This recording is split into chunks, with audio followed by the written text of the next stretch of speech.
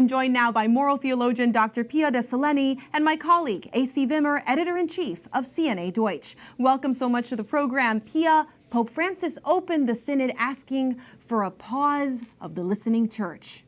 What does that mean?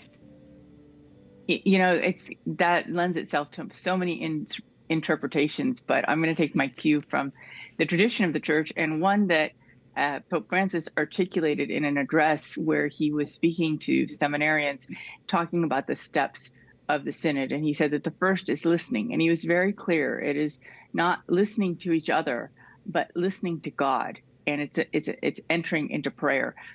So I'm going to take it at that level. I think that we do need a listening church, particularly a praying church.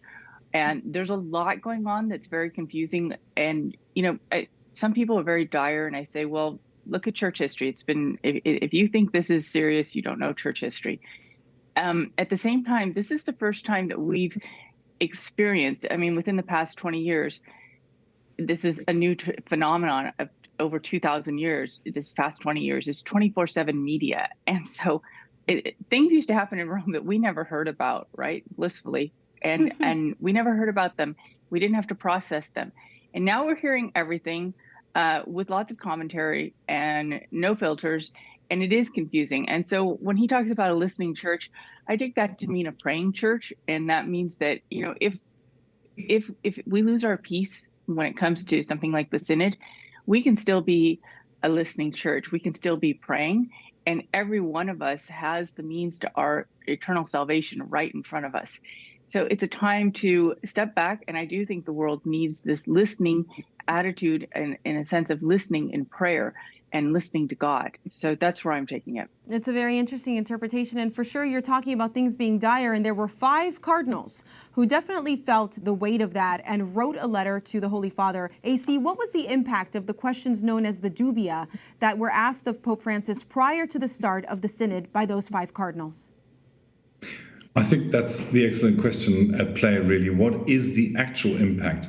Was it just about the media and politics of having dubia issued?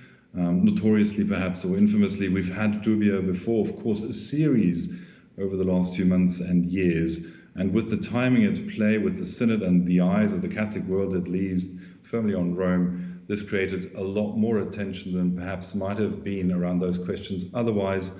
Although, of course, the dubia, again, they point to the hot button issues, but also to what's underneath. And as one of these signatories, Cardinal Burke, has emphasized, they're not meant to be an attack on the Pope.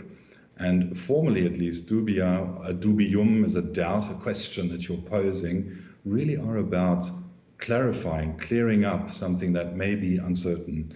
And that is the noble, if you like, formal intent. And to understand that, and to Pia's point, I think, you need to listen to understand the answers. However, we've had a back and forth of these answers. You can read up on it on CNA and the Register, of course. And that back and forth shows you that there is a need for discussion here, and perhaps for listening, way beyond whether women can really not be ordained to the priesthood, as Pope Francis has confirmed, and Ordinatio Sacerdotalis by St. John Paul II, of course, wrote, but also whether and how the issue of same-sex blessings needs to be addressed, and the issues underneath around how the deposit of the faith, what we as Catholics believe, but also hopefully are able to live and breathe and pass on, can be affected and changed. Absolutely. So these things are coming. Absolutely. Now, Pia, the issue of women in the church is not new. In 2013, you wrote a piece about this in the National Catholic Register, and it's, again, one of the questions in this working document that the Synod participants will be looking at.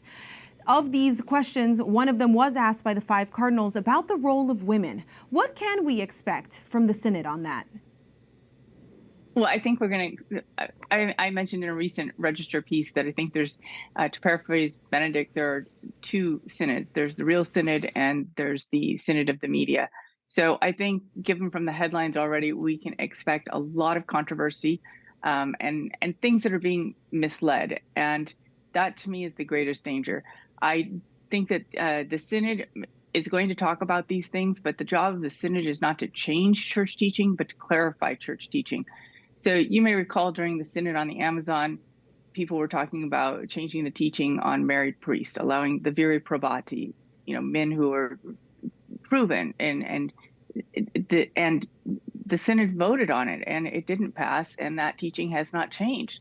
So I think there has to be a space to err, concern. My hope would be that we get to a point where we start talking about clearly we're missing something on communicating church teaching. And my hope would be that we get to a point where we can start talking about how do we better communicate? Because simply saying what church teaching is not the same thing as communicating. Communicating is when somebody hears what I wanted them to hear. And right now, a lot of people, I don't think, are hearing what the church teaches, not because it's not being said, perhaps, that may be part of the problem, but it may not be said in a way in which it reaches them. So this question is going to continue. There are many ways for women to have leadership roles in the church. They do not require ordination. And I think that we run the risk of clericalizing leadership. And right now, lay women and lay men can serve in leadership roles in the church without being ordained.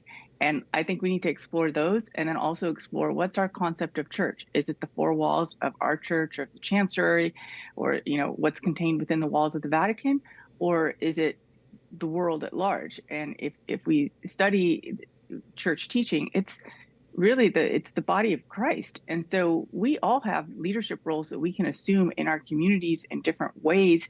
And those are the areas where I would look at, because I think that we're missing many, many opportunities while we focus on this question that isn't well understood, yet it has been defined. Right, and absolutely, the evangelization is a big part of this synod as well. Now, AC, you are in Rome. Other than the pre-synod dubia controversy, the synod has been relatively quiet. How is it different from past synods in the access the press has and the internal reporting systems for the results of the little groups? So if you want to talk about things, you need to have a common language, and that seems to be an issue apart from the fact of not being able to listen when they're talking about it. And that is what's happening at the moment in Rome. There's been a bit of a blackout, if you like. There's fairly strict rules of confidentiality that have been invoked in the rules of engagement, the official regolamento that have been published, which means that someone participating in the synod is encouraged, at least, though not necessarily punished if they don't, not to talk about what's being discussed, not to name people. What's different here is that it's no longer the pontifical secret, notoriously, that's been invoked, but rather confidentiality and a kind of professional attitude that's required to be discreet so that you can openly discuss things. That at least is the argument you're hearing from the Vatican. However, I must say that it has been a bit frustrating for journalists who want to report in a sincere fashion around it when you're quite, unable to easily access what's been happening, what is actually being said, what is discussed at the round tables, and in particular, when what the other new thing about the synod is that people are sitting at round tables and they're meant to be speaking in what Cardinal Jean-Claude Hollerich, one of the key organizers of the synod, after all, has described as a new grammar, that the meetings are meant to discover a grammar of synodality in our time. You want to speak to people about things, you need to use language that's understandable. And I think that's the sort of thing journalists would like to explain and explore a bit more. Absolutely. We need to do that. It's going to be very exciting in the days forward. Well, that's very much to Pia's point, and you're right. A lot of excitement ahead, and we'll look to both of you to come back and share in that with us. Thank you so much.